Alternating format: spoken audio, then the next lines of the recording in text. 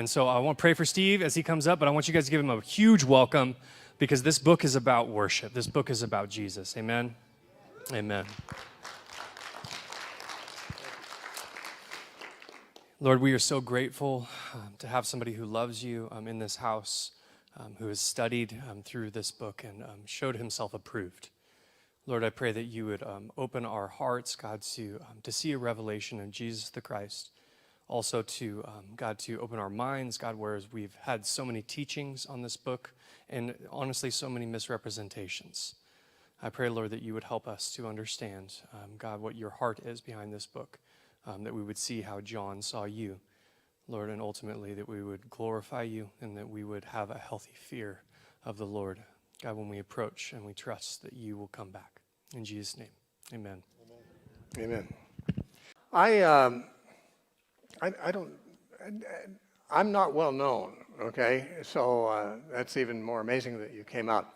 You must have come out on the recommendation of your pastor or something like that, which is good. I'll just tell you, I started teaching the Bible 50 years ago. That was 51 years ago. Actually, I'm 52 now. I've been saying 50 for a long time, but it's been a couple of years I've been saying that.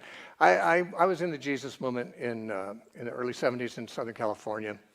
I was at Calvary Chapel, Costa Mesa, back when there was only one Calvary Chapel in the world, at least of that movement.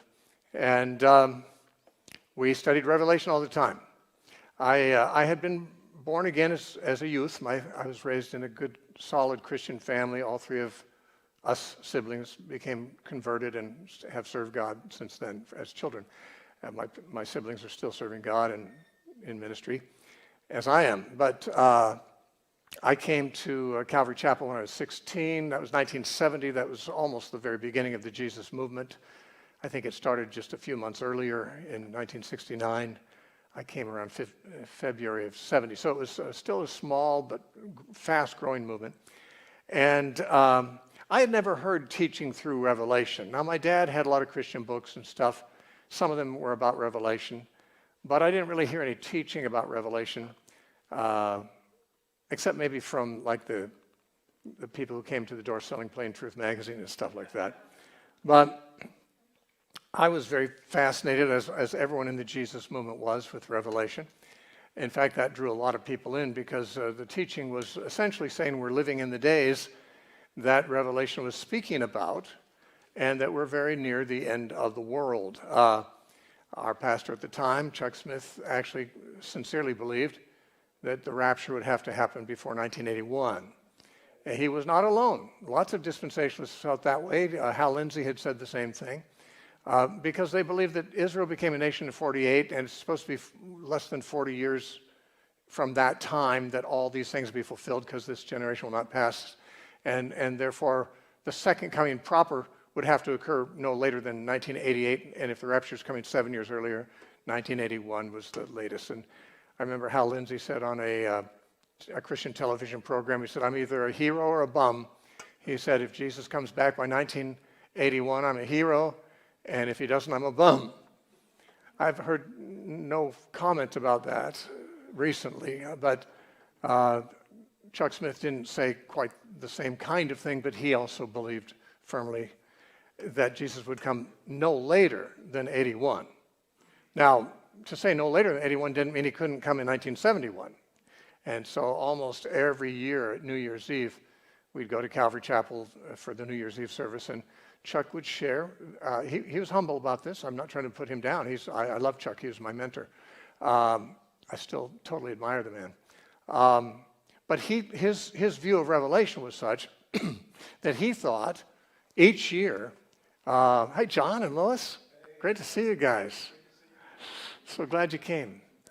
He believed that Jesus would come the next year.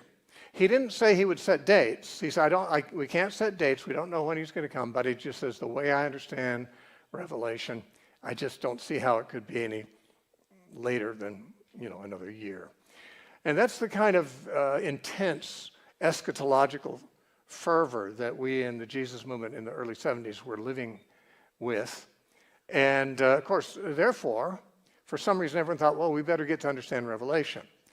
I'm not sure why that would be important if we're going to be raptured any minute, and if in fact almost everything in Revelation is going to happen after we're raptured. So I don't know why we'd need to know.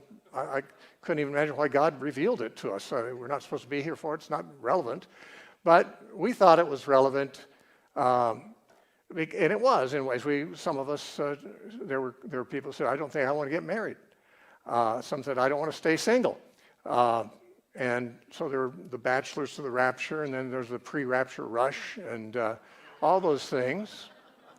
And I know when I got married, I didn't want to have kids. Why have kids when there'll be toddlers in the middle of the tribulation? Of course, we'd be gone, but who knows where they'd be. This is the whole world view of the early 70s in the Jesus movement was, we are at the literal end of the world. And the best thing we can do is go out and tell everyone that we're at the end of the world. Now, there are still a lot of people in the Calvary Chapel movement that I was in. And by the way, I taught the same thing about Revelation as they taught, because they taught me, and I learned from them. But still, if you go to a Calvary Chapel, they're going to be talking about Revelation about 3/4 of the time, because they still, although it's been 50 years, they still believe it's going to be any moment. I, in my own studies, moved into other ways of looking at Revelation and eschatology. And now my own thoughts are very different than they were then. But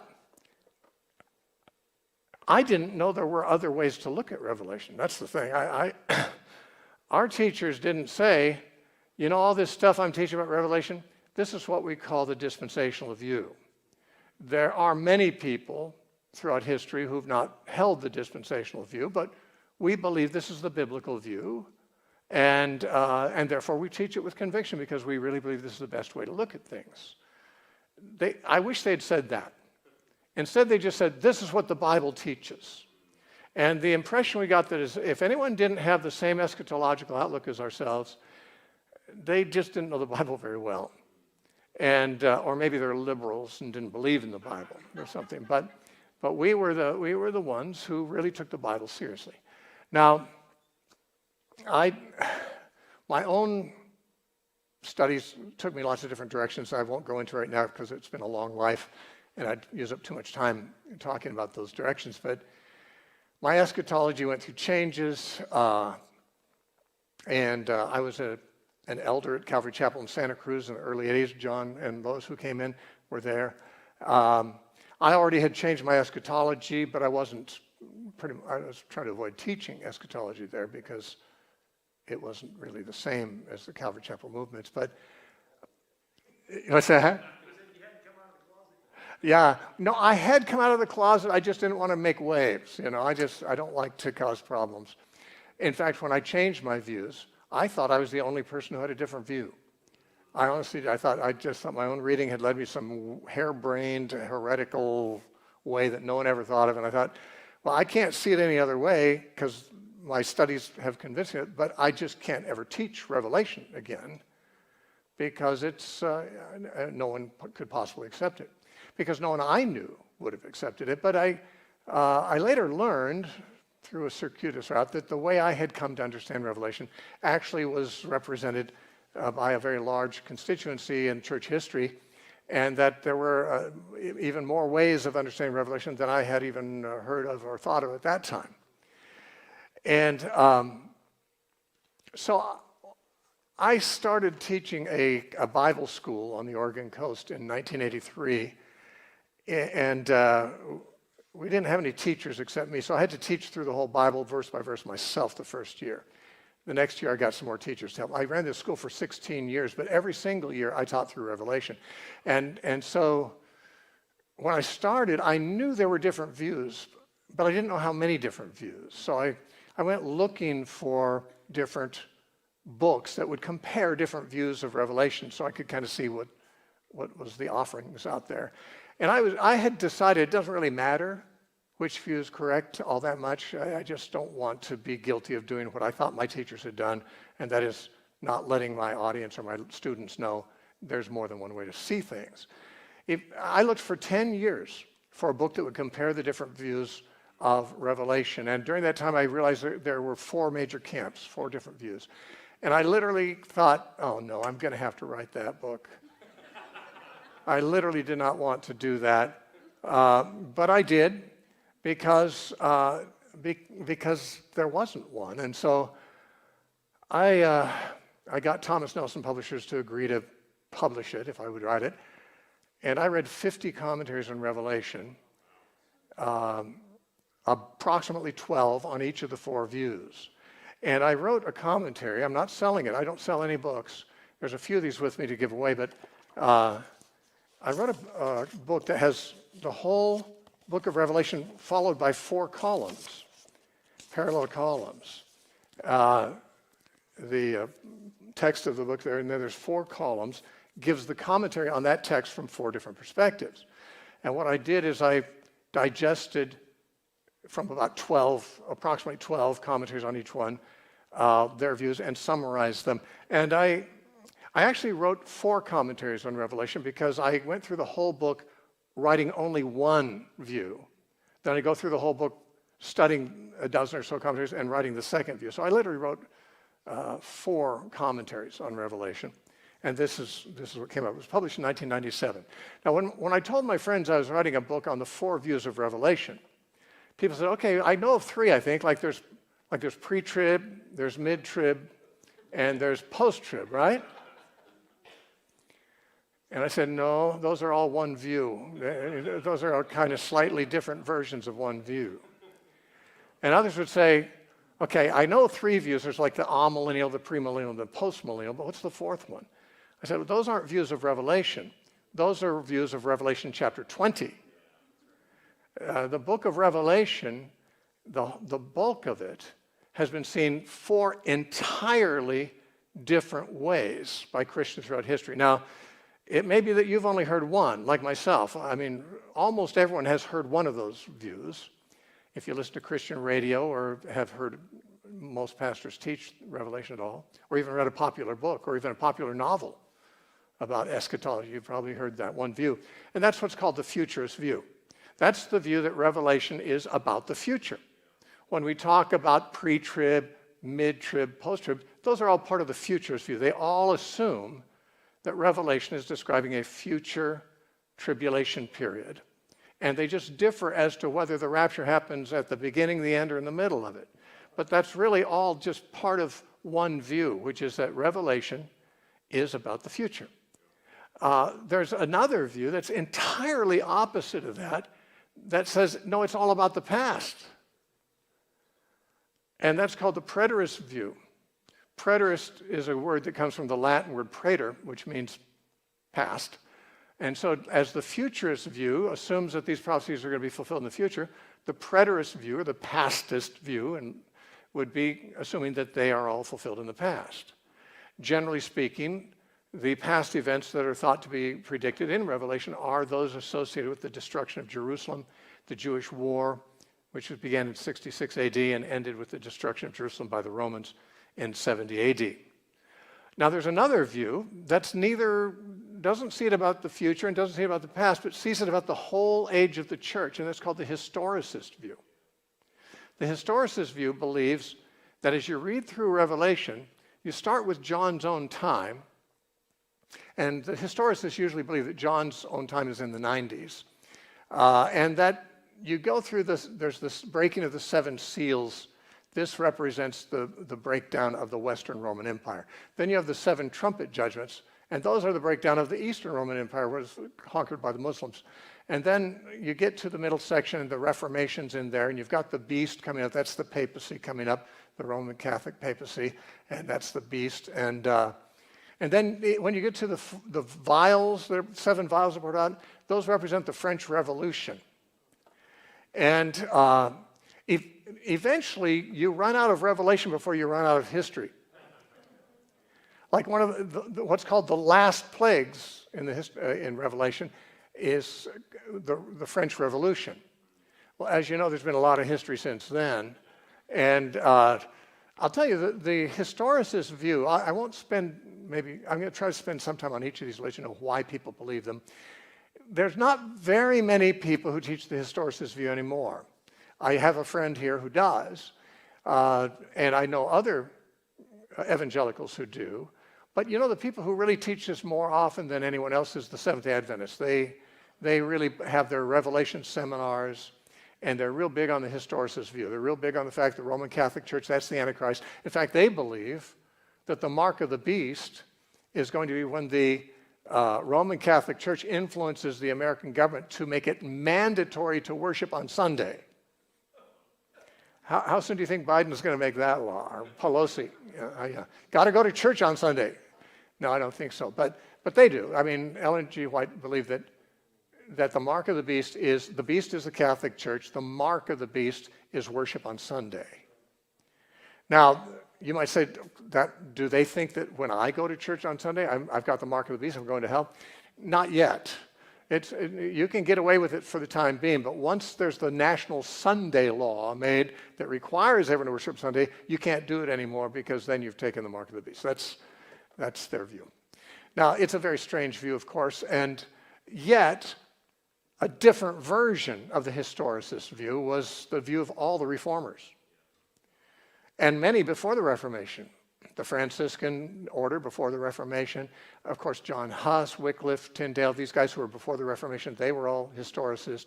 And then Luther, Calvin, Zwingli, John Knox, all the reformers, even Wesley, they taught this historicist view. Almost no one teaches it today, but there are, like I said, people who do. And it must have something in its favor if so many of the great non-Roman Catholic leaders of the history held it. For some reason, the Roman Catholics didn't hold it. Now, that's the historicist view. I'm going to say more about that later. But the last view is called the Idealist View. Unfortunately, in the first edition of my book, I gave it the wrong name. I mentioned it has several names, and I gave it the wrong one through the treatment. I mentioned the Idealist View, but it had other names. I called it the Spiritual View. In my next edition of the book, changed it to Idealist, because that's really the better name for it. The Idealist View is the view that Revelation isn't predicting events in the past, or events in the future, or events through church history, but it's rather an apocalyptic drama which depicts spiritual truths in dramatic form. So, like these truths are always true. Like spiritual warfare is going on. Well, it's depicted as a dragon and his angels fighting against Michael and his angels and so forth, and other pictures of that. That just refers to spiritual warfare in general. That the saints are seen martyred in heaven, worshiping God and reigning with Christ. So the glorification and rewarding of the martyrs is one of the ideas. The sovereignty of God, the coming of the horses corresponds each time with a voice before the throne saying, "Come," and one comes, and then things happen. But the four horsemen, for example, they don't believe that represents four specific events in history, but rather a cycle. The white horse's conquest, the red horse's war, the black horse's famine, and the green horse is death. And they see that as a cycle that goes on in many cases in history. These are principles that apply all the time and many times and recurringly throughout the whole age of the church, and that it's not really that we're supposed to be looking for fulfillments of these in any events in the past or future, but rather it's a spiritual lesson. How many of you have read Pilgrim's Progress? Everyone should read that if you haven't. That'd be an example of what they think Revelation is like. Pilgrim's Progress is not a true story. It's about a guy making a journey from, his city of destruction to the celestial city, and he meets up with challenges and enemies and comforts and so forth. And these things are named after real things that we encounter in life, but they're personified in the story. And no one would say, well, I wonder if Pilgrim's Progress is written about a real guy who lived before, who lived in the future. No, it's a symbolic story. I mean, he symbolizes the Christian in the Christian life, and everything in it is telling true things. It's a profound book. Everyone should read it. It's one of the most edifying books ever written. But it's not telling a true story. It's telling truths about the Christian life in a story form. And that's what idealists kind of take the revelation to be about. So look how different these views are. One view is it's going to be fulfilled all in the future, essentially. Everything after chapter 3 is going to be fulfilled in the future. Another view is that it's all pretty much fulfilled long ago in the first century. And then there's the view that it's been being fulfilled for 2,000 years, and some of it was fulfilled a long time ago, some of it's still future. And then, of course, there's the view that it's not really about any of those historic things. It's more of a teaching of Christian doctrine in pictorial form. Now, I'm going to guess that at least one or two of those you probably were unfamiliar with and remain unfamiliar with, except what you've heard me say about it so far. So I want to let you know more about it. Why? Why bother? Why not just tell you what I think is true? I considered doing that. When I wrote my book, I did not advocate any of the views. I did my best to let the advocates of each view speak for themselves, a lot of quotations from their own commentaries, and I just presented the stuff there and I tried not to show any kind of bias at all. And judging from the Amazon reviews, I succeeded pretty well. A lot of people say they can't tell what my view is, and that was my aim. But I did consider when I wrote it, maybe I should write like an appendix, like an analysis, where I'd point out what I think is true. I thought, I don't think so, because what if I change my mind? So far, I've changed my mind 3 different times. I've held 3 of the 4 views. I don't think I'm going to go back to any of the others. The 4th one may impress me later someday, but then I think it will. But just, you can't tell what you're going to someday think about something. That's why I've often thought, and I've said this many times, what if Hal Lindsey, for example, after selling 50 million copies of The Late Great Planet Earth, someday began to question whether that particular view of eschatology is correct?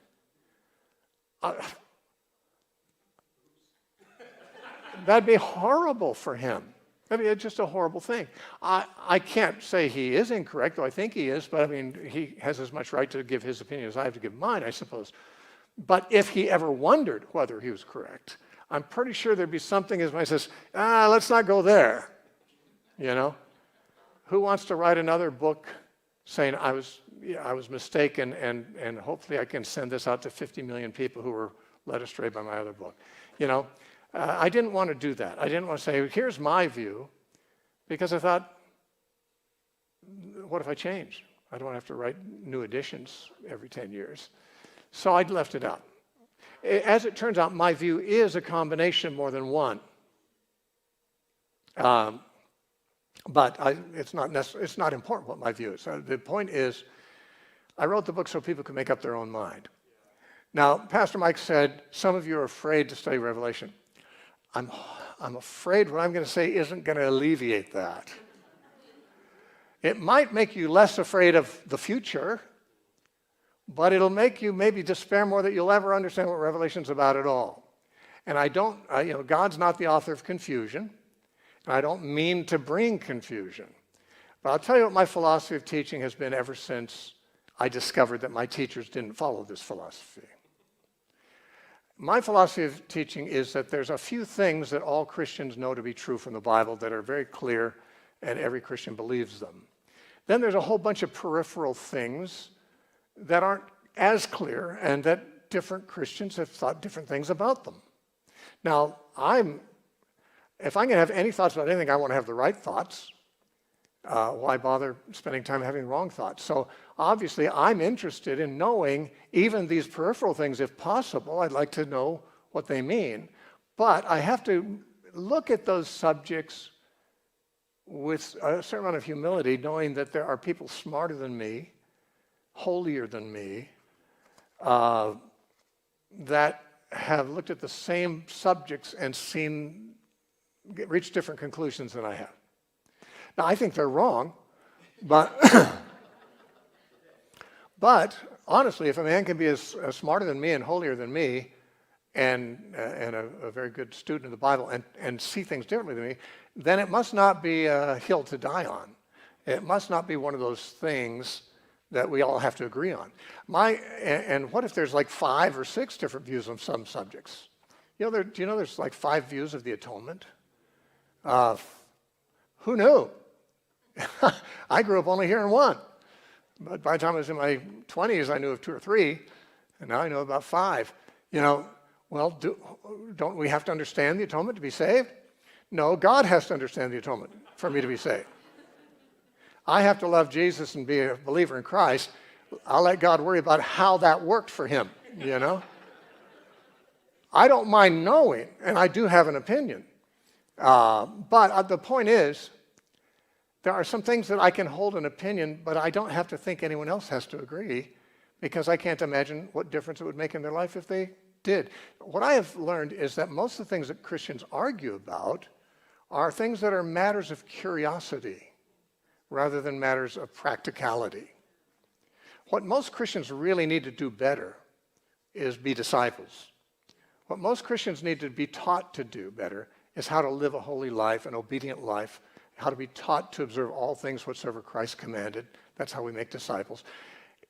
The church in America is not doing well in those areas, though a whole bunch of them can tell you all the prophetic fulfillments of what they think Revelation means and so forth. But it won't change anything about, well, it could change the way they live, but it doesn't have to. When I say that, I have heard people say this to me. I've heard them say, if there's no pre-trib rapture, I don't even want to be a Christian. I say, well, you're in luck, you're probably not one.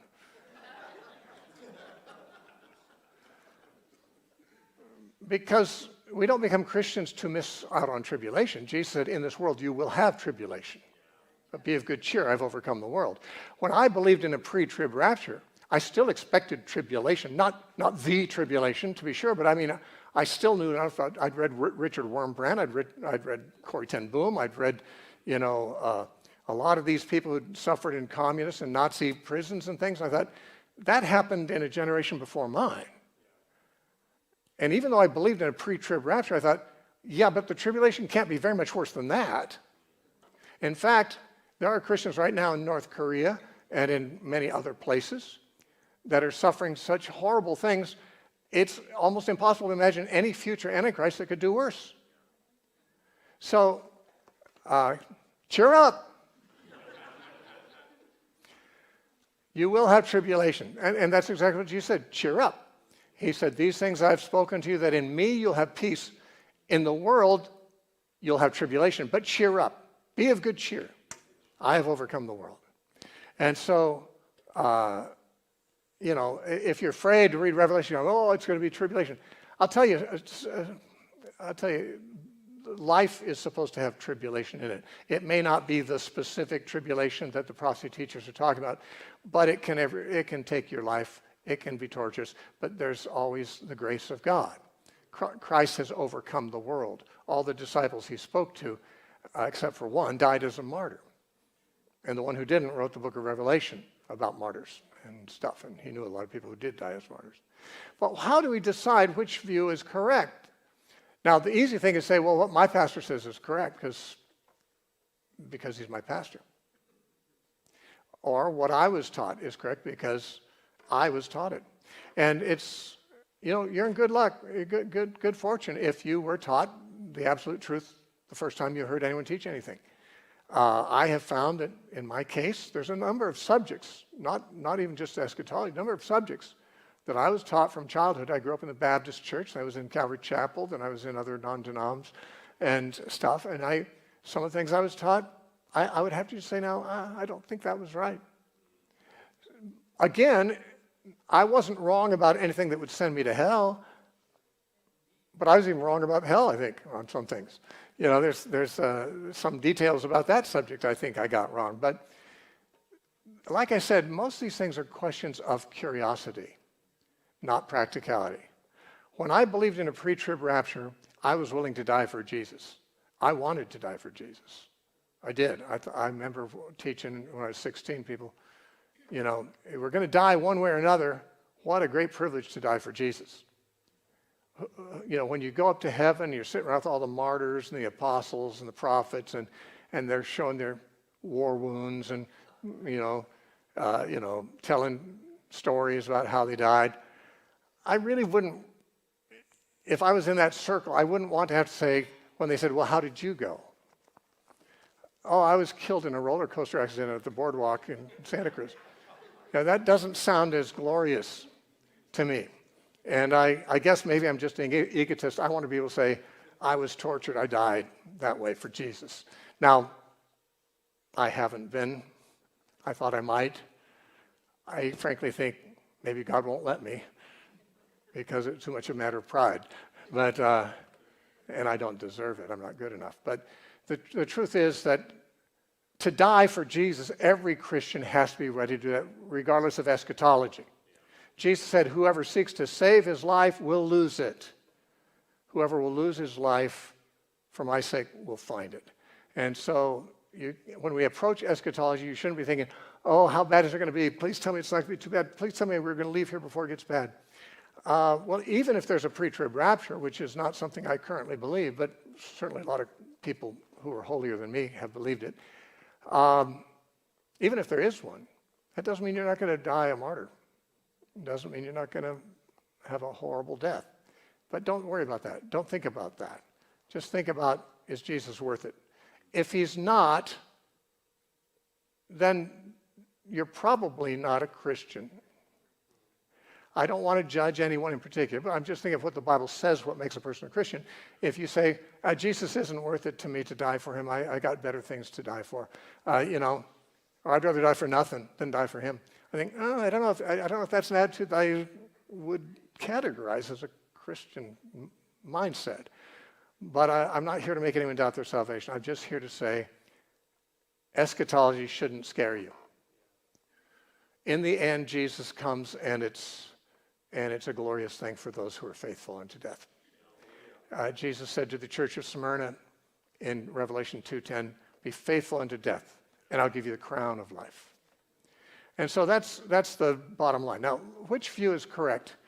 Well, let me tell you why many people believe the Futurist View. It's certainly the most popular view in America today. I was talking to Dennis today, and we were talking about the pre-trib rapture. He said, too bad we don't get to vote on it, because I think we'd all vote for a pre-trib rapture, but that's not how truth is determined, not by majority vote. And we were not consulted when God made the plan. So, but of course, dispensationalism is a form of premillennialism that sees Revelation as almost entirely in the future. Now, there's two forms of premillennialism, and I don't want to get too hard on this. I'm going to talk more about the millennial views tomorrow, but there are people like Dennis who's historic premillennials, and that was a view held by many of the early church fathers. Most of the church fathers for the first 300 years believed in what's called today historic premillennialism. Much more recently, in the 19th century, there arose another kind of premillennialism called dispensationalism. A man named John Nelson Darby is usually credited with coming up with these ideas. The two views are similar in this respect. They both believe that the Revelation 20 is talking about a future millennium that will occur after Jesus comes back. That Jesus will come back in Revelation 19. You see the rider on the white horse, the sword out of his mouth, conquering the nations with the sword out of his mouth. And there's this great slaughter, and all the vultures are called in, and the beast and the false prophet are thrown into the lake of fire.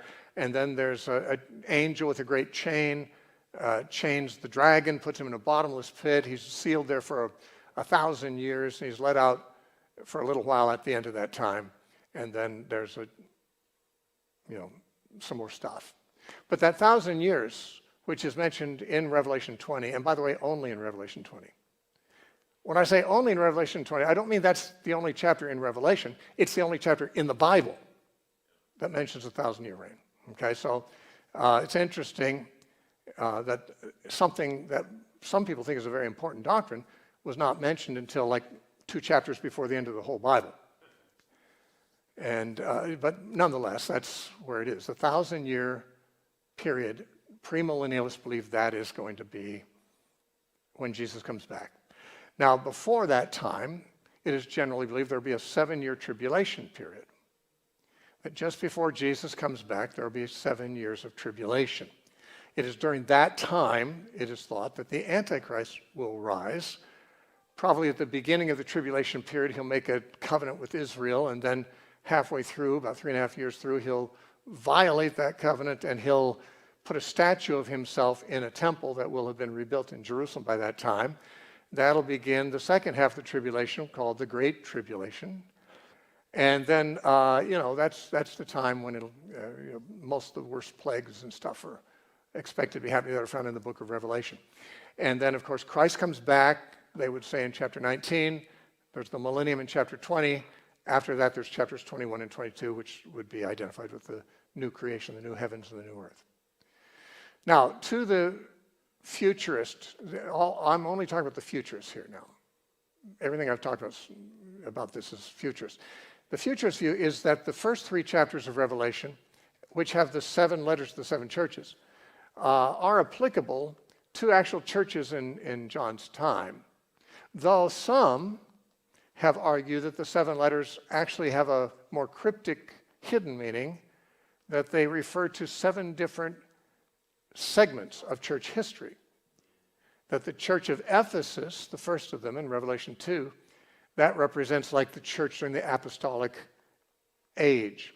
The church of Smyrna, which is the next one, which is a persecuted church, represents the church in the next 2 centuries, where they were persecuted by 10 different emperors from approximately from 100 to about 300.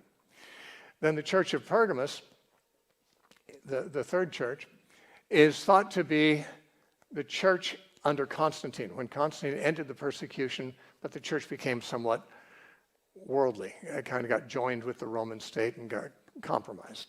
And then after that is Thyatira, whereas the woman Jezebel is prophesying in the church there, and they think, well, that's the church when it came under papal authority, the popes, and that was the harlot church, they would say. Any Roman Catholics here, no offense, I'm just repeating how they understand these things. So Church of Thyatira would then be the papal church. The Church of Sardis, so Protestants get their time to be offended. Church of Sardis is the Church of the Reformation, which has a name that it lives but is dead as far as God's concerned. That's not a very flattering thing either, but they say that's during the Reformation period. Then you have the Church of Philadelphia, which is, they would say, of course, their church. It's the good church. It's the church that's missionary-minded. It's the church of the open door. It's got Jesus said, I have opened a door that no one can shut. And it's thought, by dispensationalists at least, that something Jesus said to the Philadelphia church is a promise to the church in the end times before the rapture. And that is, in Revelation 3:10, he says, because you, the church of Philadelphia, because you have kept the word of my patience. I'm quoting King James just from long habit. It's a little different in modern translations. But because you've kept the word of my patience, I also will keep you from the hour of temptation that is coming to try all those who dwell on the earth. Now, the argument is the hour of temptation that's coming to try all men that dwell on the earth is the great tribulation. And because they've kept the word of his patience, he's going to keep them from it. And this is understood to mean he's going to rapture the church in the last days before this time of testing. But there's one more church, but that'd be the church, the corrupt church, which isn't raptured out. And that, of course, is the church of Laodicea. So this idea is part of the dispensational system, that these 7 letters not only refer to 7 churches that actually existed, but they are taking the whole 2,000 years of church history, breaking it into 7 sequential segments. And each church represents the whole church at some time. I personally don't believe that anymore. I once thought that was a very profound observation, and I even thought when I was 17 that I'd write a book on church history following that paradigm from the 7 letters. I'm glad I didn't. One of those things that you're glad you didn't write. But the truth is there's nothing in the book of Revelation that would suggest any such meaning to these things. There are 7 churches that really were there. The letters address things that are really going on in the church that they had to repent of, and real threats that Jesus was making to those churches if they didn't repent of them. And there's not the slightest hint that they represent anything other than the 7 churches that they are. Now, if there is a more cryptic or mystical interpretation, That's someone's subjective opinion. You don't have any biblical basis for saying that, but that doesn't prevent people from saying all kinds of things about the book of Revelation. But after chapter 3, you've got John caught up.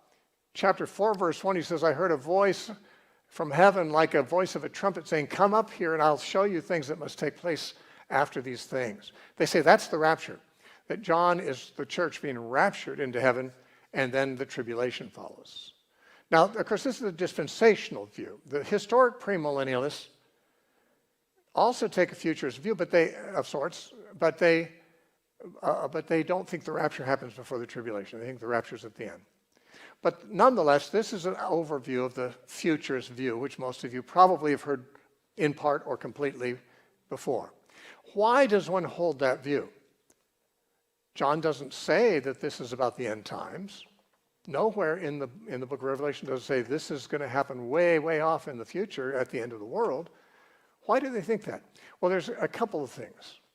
One is that especially Western readers are unfamiliar with apocalyptic imagery. And the dispensational view in particular rose up in the 1830s saying, you know, it's been a big mistake the church has made for the past 1800 years of taking this stuff symbolically. We should be taking this literally. And obviously, it's never happened in the past that hailstones weighing 100 pounds pelted the earth. It's never happened in the past that the whole sea turned to blood and all the things in the sea died and all the ships were wrecked. It certainly has never been the case that a beast has governed the whole world and made everyone worship it at the pain of being killed and given a mark on their hand or forehead. These things have never happened before, so it must be future. In fact, anytime you talk to somebody who's familiar with that view only, and you suggest that any of those things happened in the past, whether you're talking as a historicist or as a preterist or anything other than a futurist, they're going to say, well, when did that happen? Well, actually, these other views have interesting answers to those questions, but they don't take them literally. They recognize in Revelation a book of apocalyptic visions, which, fortunately, it's not the only book of that sort that we have. In the Old Testament, we have Daniel. In the Old Testament, we also have Zechariah. These are very apocalyptic books, and the visions are symbolic.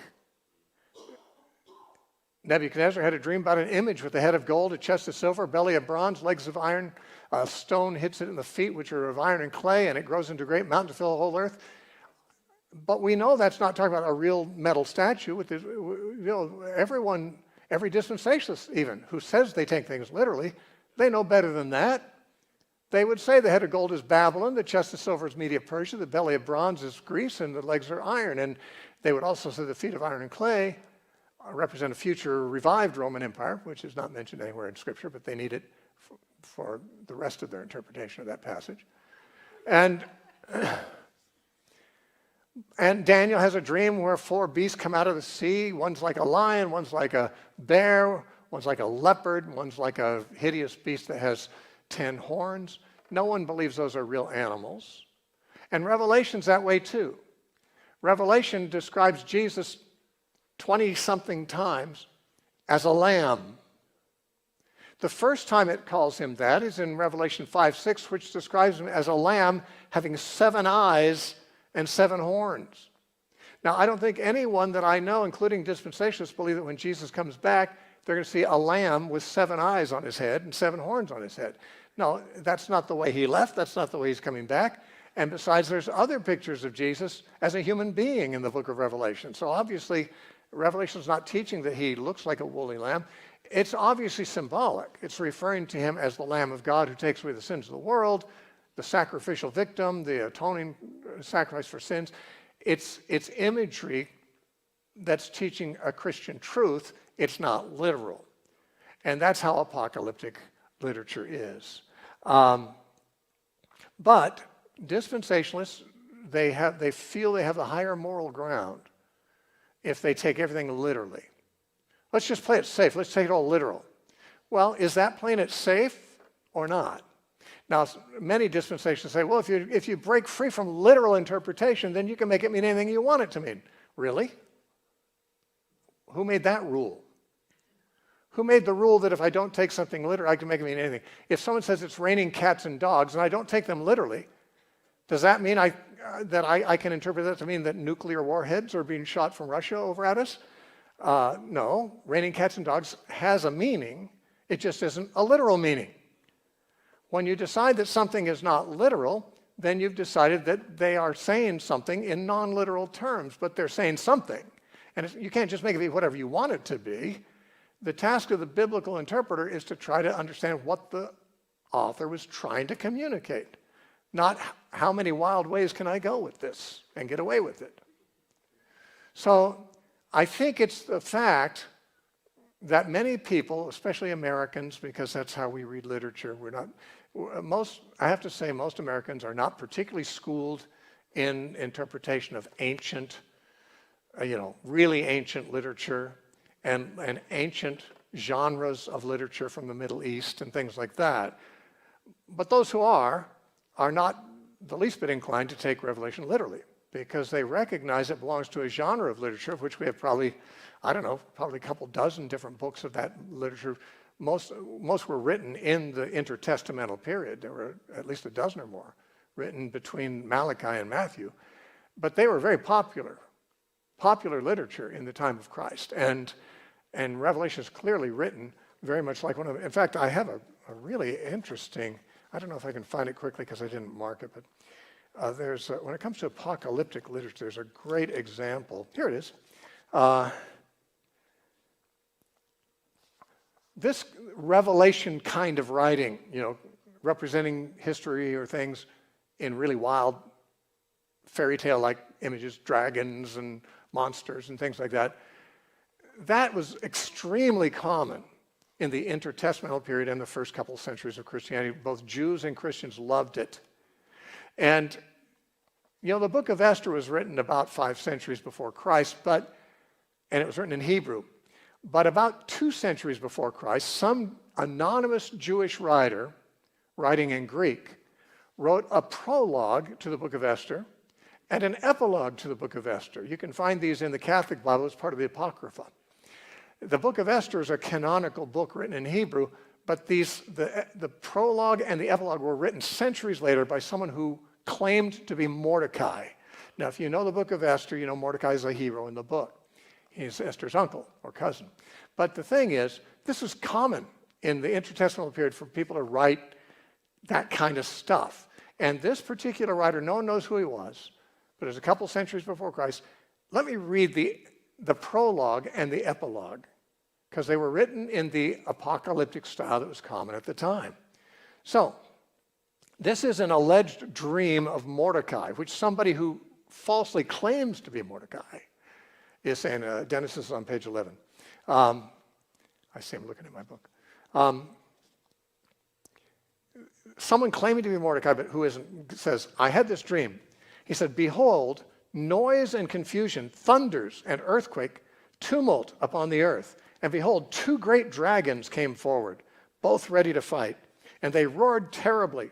And at their roaring, every nation prepared for war, to fight against the nations of the righteous. And behold, a day of darkness and gloom, tribulation and distress, affliction and great tumult on the earth. And the whole righteous nation was troubled. And they feared the evils that threatened them. And they were ready to perish. Then they cried to God, and from their cry, as though from a tiny spring, there came a great river with abundant water. Light came, and the sun rose, and the lowly were exalted and consumed those held in honor. You recognize that story? It's the story of Esther. What? Sounds like a missing passage from the book of Revelation. Well, the same writer, if you get a Catholic Bible that has the Apocrypha, it has that prologue, then it has the book of Esther, then it has the epilogue. The same writer wrote the epilogue, and here's what he wrote. He says, I remember the dream that I had concerning these matters. None of them has failed to be fulfilled. The tiny stream, which became a river, and there was light and the sun and abundant water, the river is Esther, whom the king married and made queen. The 2 dragons are Haman and myself. The nations are those gathered to destroy the name of the Jews, and my nation, this is Israel, who cried out to God and were saved. In other words, he says, it's the story of Esther. Didn't you recognize it? It was the very thing that I dreamed. The very same thing. It happened just that way. Yeah, well, not exactly just that way. The story really happened, but the apocalyptic description of it didn't describe it the way it happened, because that's not what apocalyptic does. Apocalyptic makes wild, fantastic images to describe things that are in real life aren't anywhere near that fantastic. So when you read about the whole sea turning to blood, or you read about, fire and brimstone coming out of the mouths of the horses whose heads are like lions and tails are like snakes. When you read those things, or locusts that have tails like scorpions and faces like men and hair like women. Hold on now. Someone said that was the hippies. But these are apocalyptic images. That's what Revelation is written as. Any reader of John's book in the first century would have said, oh, I get it. They read lots of books that were written in that style. Sort of like we might have people who like science fiction or some other genre of literature that was a very popular genre. Okay, so one reason, maybe the main reason that people think it's about the end times is because you can't say that the things in it literally happened historically. And although it seems very unlikely that those things will literally happen in the future, who can say? It's always a possibility. Anything could happen. So let's just say this is going to happen in the future. Why? Because we insist on a literal interpretation. If we don't, then there's more options. Now, I think the other reason people take the Revelation in a futuristic way is because in the end of it, you do read of what appears to be the second coming of Christ. And so, the second coming of Christ clearly is at the end of the world. And so, since these visions lead up to that, they probably, refer to the period that ends with the second coming of Christ. Now, it also talks about 3.5 years. In Revelation, there's 5 references. They're all found in chapters 11, 12, and 13. There are 5 references to 3.5 years. Sometimes it's called 1,260 days. Sometimes it's called 42 months. One time it's called time, times, and half a time. But those are all references to a period that would be literally 3.5 years. Now, many people think there's 2 such periods, making 7 years. Revelation doesn't mention 2 such periods. It only mentions 1. It keeps repeating it. But some say, well, no, sometimes it's talking about the first 3.5. Other times it's the second 3.5 because you need 7. Why do you need 7? Well, shouldn't you have 7 years? Well, it depends. What are you looking for? I'm looking for a 7-year tribulation. Well, where'd you get the idea that there's a 7-year tribulation? Well, isn't there? Well, if there is, the Bible doesn't mention it. Jesus mentioned a great tribulation in Matthew 24:21. He said, then there shall be great tribulation, such as never was since the world began, nor ever shall be. But he didn't say how long it would be. No hint. Not a hint of how long it would be. Revelation mentions a great tribulation in Revelation 7:14. These are they who come up from the great tribulation. They've washed their robes in the blood of the Lamb, and their garments are white, and so forth. The great tribulation. But it doesn't say how long that is either. It's not attached to a period. Where do we get the idea that the tribulation is 7 years long? It's very easy. You go to Daniel chapter 9, and you have a prophecy called the 70 weeks of Daniel. Each week is 7 years. According to popular Bible teaching, God predicted a period of time from the going forth of a decree to rebuild build Jerusalem, usually identified with that Artaxerxes did in 444 BC. From there to the coming of Messiah, the Prince, they say, is 69 weeks. A week is 7 years.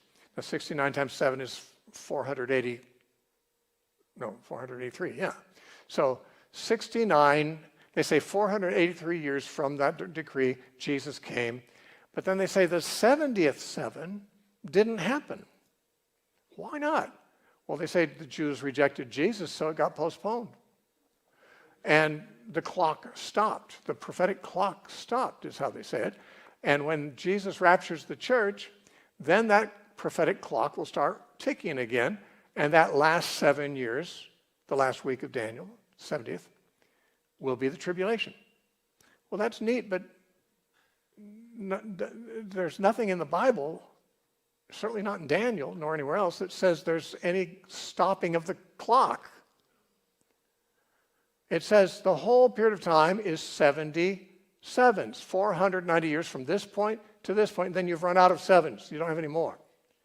To artificially put a gap of like 2,000 years between the 69th seven and the 70th seven is, to put it nicely, disingenuous. If I told you, the car I rented got in a wreck, I need to get home. Could you drive me home tomorrow? Would you please drive me home? You said, well, how far away do you live? I said, 10 miles. Oh, sure, I'll take you 10 miles. So get in your car, we go 10 miles, 12 miles, 20 miles, 50 miles. And you say, well, I thought you told me you lived 10 miles. What if I said, well, I actually do live 10 miles from there. I just didn't tell you, between the 9th and the 10th mile, there's a gap of 400 miles. Disingenuous, all right? Okay. There's not the slightest hint in Daniel or elsewhere that the 70th week was postponed or would be. And there's a much better understanding, I think, of that whole prophecy than to take it that way. Now, because of that, and because especially the 3.5 years in Revelation is often taken as literal, it is thought that either 3.5 years or 7 years before Jesus comes back, that's when the stuff in Revelation is supposed to happen. So it's at the very end of the world. But some of the other views see that 3.5 years more symbolically and differently, and I'll tell you some of the ways later, okay? Okay, so that's the view of futurism. What about the preterist view? Preterism is becoming more popular now, and it has reason to be. It's got a lot more in its favor than I was ever told growing up. In fact, I wasn't told anything about it. I wasn't even told that there was such a thing as preterism. First time I learned that there was such a thing as preterism, I read a book by J. Adams. Some of you might remember, if you're old-timers, he wrote the book Competent to Counsel and a whole bunch of other books about Christian counseling. He started a big movement called Nouthetic Counseling. It was an anti-psychological, more biblical counseling orientation. J. Adams wrote lots of books about that, but he also was a Presbyterian, amillennial preterist. And so he wrote a little book on Revelation called The Time Is at Hand. And someone gave it to me, and I'd read his other books. I read that, and it blew my mind. He made the case that he thought Revelation, the first 11 chapters of Revelation were fulfilled in AD 70, and that the other half, like from 12 to 19, he felt was fulfilled in the fall of the Roman Empire a few centuries later, and then there's the millennium and the new heavens and earth. And I had never heard anyone suggest the slightest hint that Revelation could possibly refer to things in the past, because, of course, of the literal interpretation of the vision and so forth I was accustomed to. But anyway, he didn't convince me, but almost he did. He made some very good points. I had to say that's a respectable position.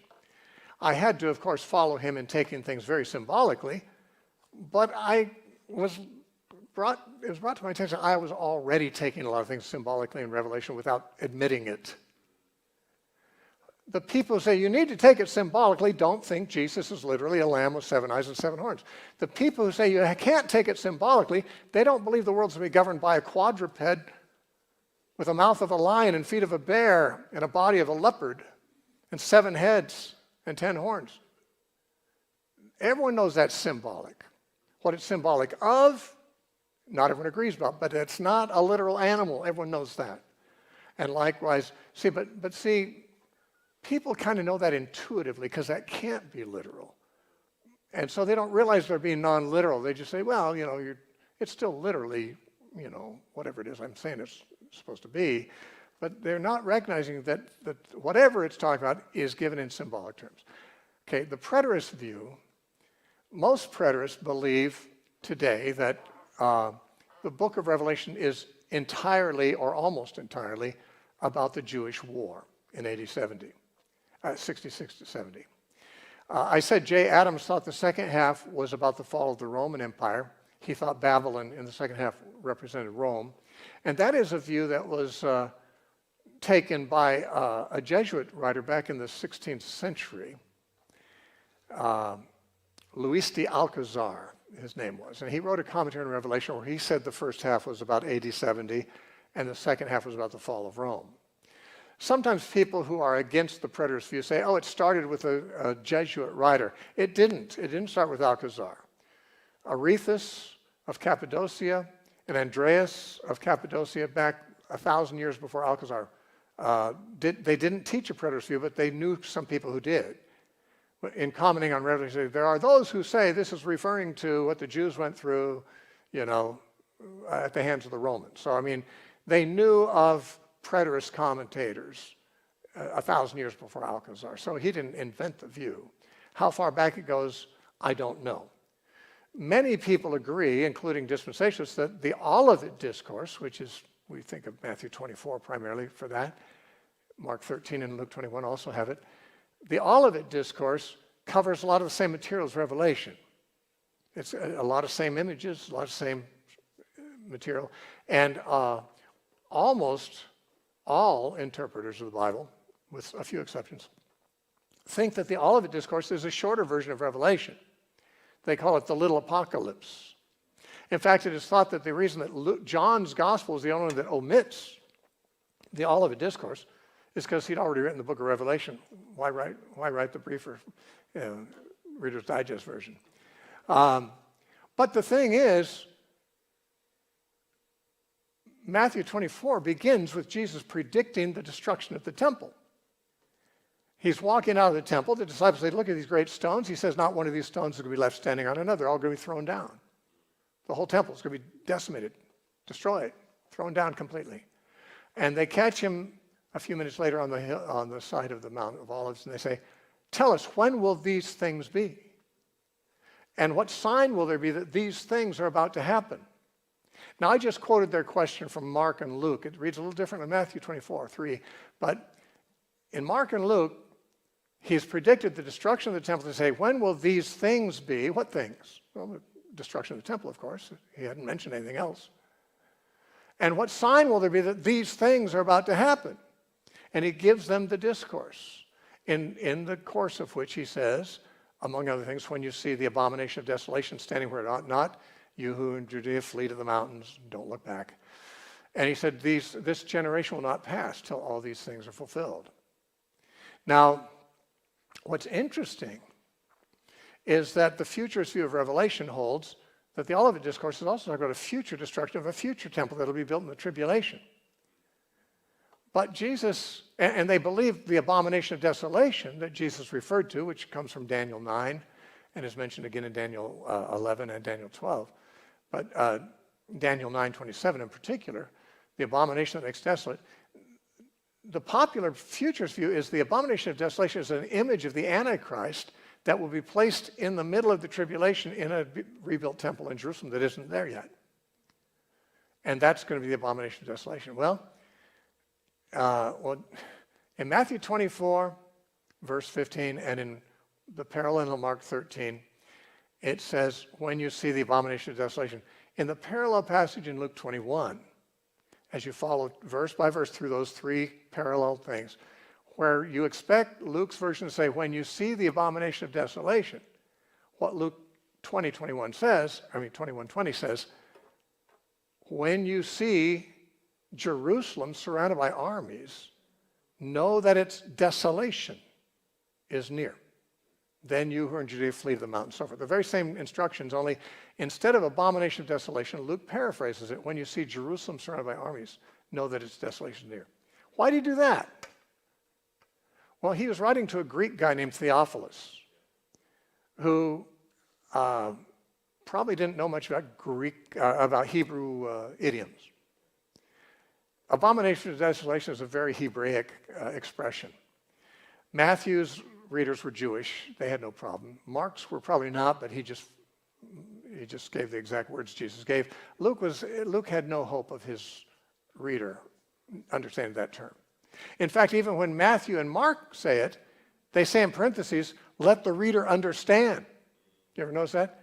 When you see the abomination of desolation spoken of by the Daniel prophet standing where not, let the reader understand. Well, Luke had no hope that his reader would understand, so he just paraphrased it, and said, when you see Jerusalem surrounded by armies.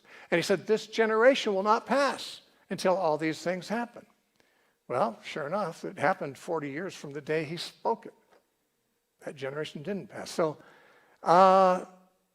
it's interesting, the early church, the earliest record we have from the early church as to how they understood the Olivet Discourse is from Eusebius. He was the church historian writing in 325 AD.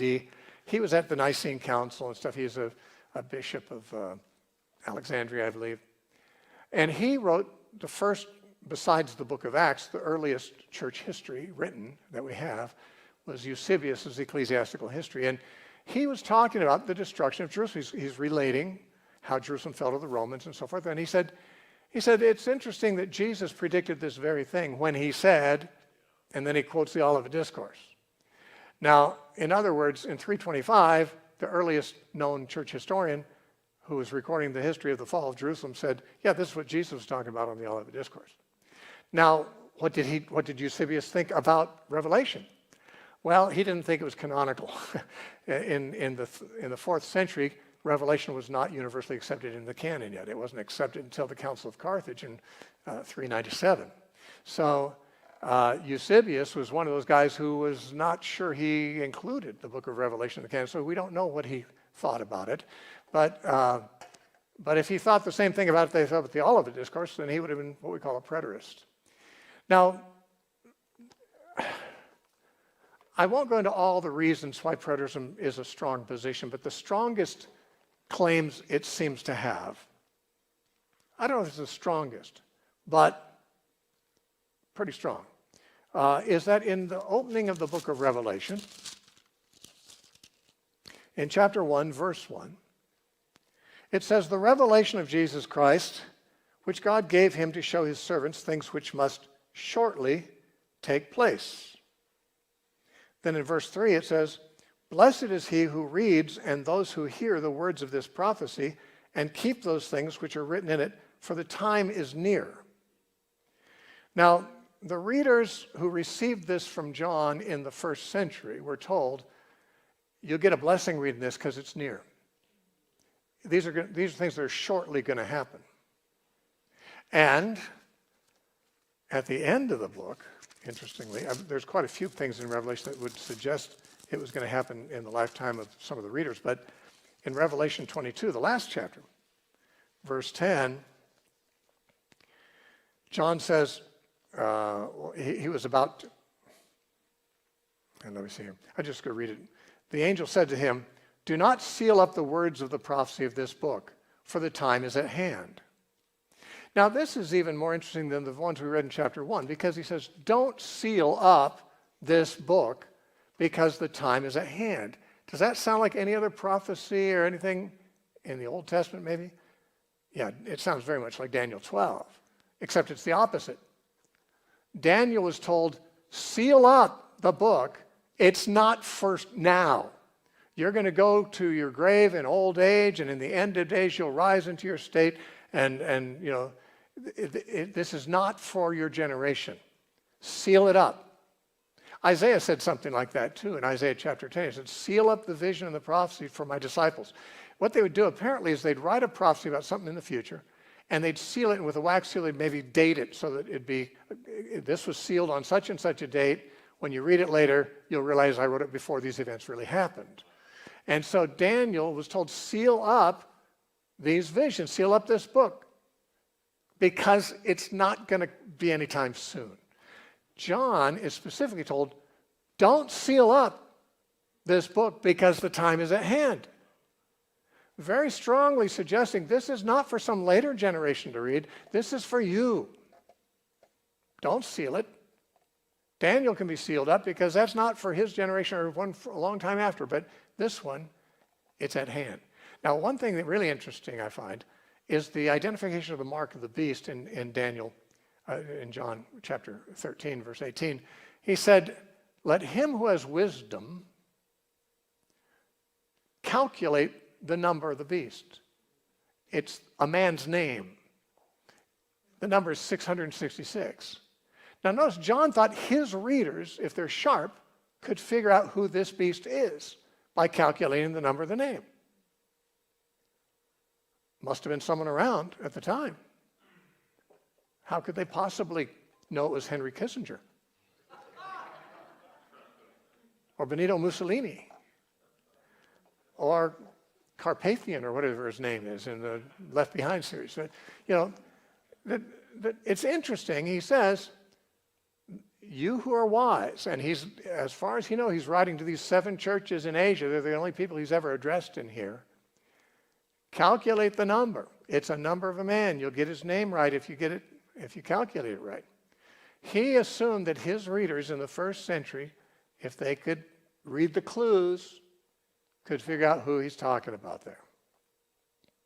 Now, the Preterist View believes that it's a reference to Nero, and that you can calculate the name of Nero by the what they call the gematria.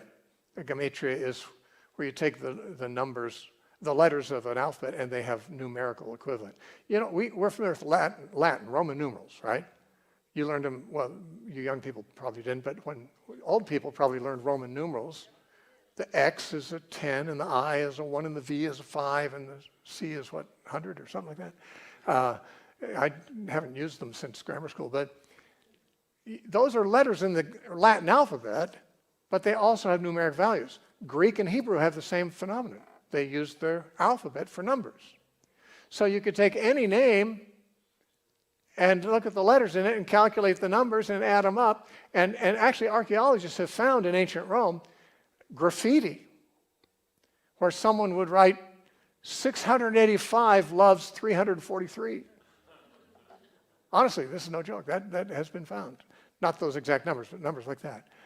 That's called the gematria, where they kind of code a word or a name in a number.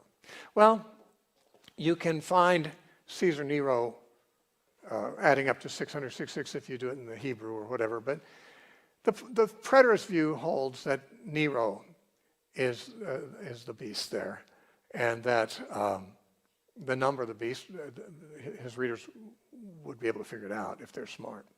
So those are the arguments for the Preterist view, that, it's supposed to happen soon, supposedly.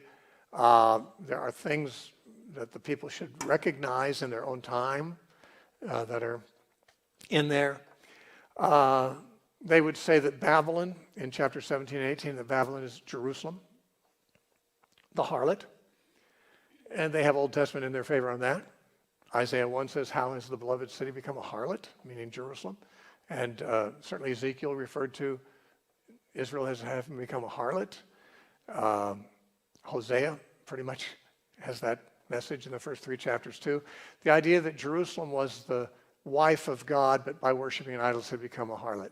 And so also the harlot in Revelation of Babylon is drunk with the blood of martyrs and saints. What did Jesus say about Jerusalem in Matthew 23? He says, woe to you, Jerusalem. Upon you shall come all the blood, righteous blood shed from Abel to Zechariah shall come on this generation, because you killed the prophets, and he put it on them. So when Babylon, the harlot, is said to be, drunk with the blood of martyrs, they figure, well, that certainly would identify Jerusalem as the criminal. And you might say, well, why would he call Jerusalem Babylon? Well, one thing we know for sure, earlier in Revelation 11:8, he called Jerusalem Sodom and Egypt. It says about the 2 witnesses in Revelation 11:8, it says, their dead bodies shall lie in the streets of that great city, which is spiritually called Sodom and Egypt, where our Lord was crucified. Well, our Lord was crucified in Jerusalem. He says that city's called Sodom and Egypt. Well, it was called Sodom. Jerusalem's called Sodom in Isaiah chapter 1. He said, hear, O rulers of Sodom, you rulers of Gomorrah. He's talking to Jerusalem. But you see, if Revelation refers to Jerusalem, corrupt Jerusalem, as Sodom and Egypt, Babylon, why not? Especially if it's a harlot. Anyway, that's the Preterist view. Now, the historicist view, I don't want to say much about because, well, I mean, there's not too much to say, or there's a lot to say. Maybe it doesn't have to be said all of it. One thing special about the historicist view is they take what they call a year for a day approach to interpreting time details in the book. They think that's true throughout prophecy. Why would you interpret a day as a year? A year for a day is what they call it. Why? Well, they say, well, because, when the spies were sent into Canaan, they spied it out for 40 days, and when they brought back the bad report, God said, I'm going to have you guys wander 1 year in the wilderness for each day that they were spying it out. Well, that's true. That did say that, but that hardly sets up some kind of a paradigm for interpretation of prophecy. Frankly, if you're consistent with that, then the 1,000 years is going to have to be 365,000 years, because a day for a year. The locusts torment people for 5 months. They say that's 150 years. A month being 30 days, and there's 5 of them. That means 150 days equals 150 years. Now, the most interesting way they apply this is with the 1,260 days. The beast blasphemes for 1,260 days. They believe the beast is the papacy. And they'd say, well, the papacy, the first pope was probably Gregory the Great around the year 600. So take 1,260, not days, 1,260 years from there, brings it up to the 1860 something. Or maybe if it was started a little earlier than 600, maybe 1840s. Actually, there was a movement called the Millerites. The Seventh-day Adventists grew out of there. That William Miller took this view, because frankly, all Protestants did. Luther did, Calvin did, it was called the Protestant view until the 19th century. And the Millerites had calculated from the rise of the papacy till 1,260 years from that is, I think it was 1944, if I'm not mistaken, the year they had they call the Great Disappointment. Miller said that's the day Jesus is going to come back. And you've probably heard about people going up on hills in white robes, waiting for Jesus to come. That was the Millerites. That was the Great Disappointment. Didn't happen. The Millerites, they dispersed.